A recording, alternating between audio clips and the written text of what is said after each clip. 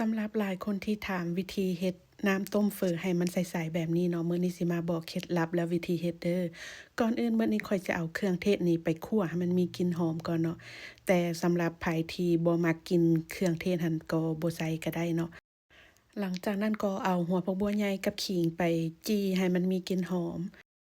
หลังจากนั้นก็ข้างหม้อต้มน้ำแล้วก็เอาลีนเอากระดูกนี่ไปต้มจะใช้เวลาต้มประมาณ10นาที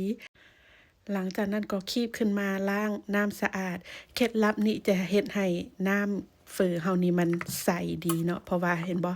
มันขุ่นน้ำเลือดน้ำอิหยังหั่นแหละถ้าเฮาต้มเลยน้ำเฝอเฮาก็สิบ่ใสหันนะหลังจากนั้นก็เอามาล้างดีๆเนาะล้างจัก2-3น้ำส่วนลีนหั้นก็เอาไป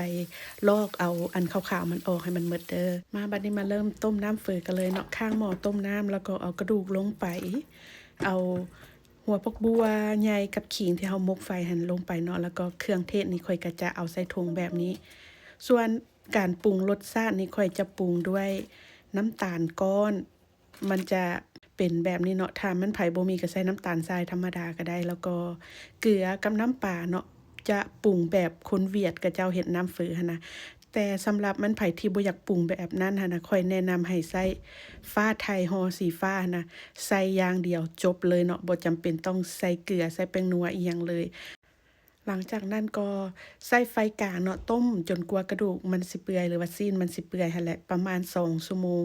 โดยบ่ต้องปิดฝาเลยเด้อถ้ามันไผอยากให้น้ำเฝอใสหั้นนะต้มใส่ไฟกลางต้มไปก็จะได้น้ำเฝอใสๆแบบนี้แล้วเนาะ อันนี้ค่อยเอาก้านผักสะระลี่มาใส่เติมอีกเพื่อเพิ่มกลิ่นหอม ลองเอาสูตรนี้ไปเฮ็ดกินเบิ่งเด้อทุกคน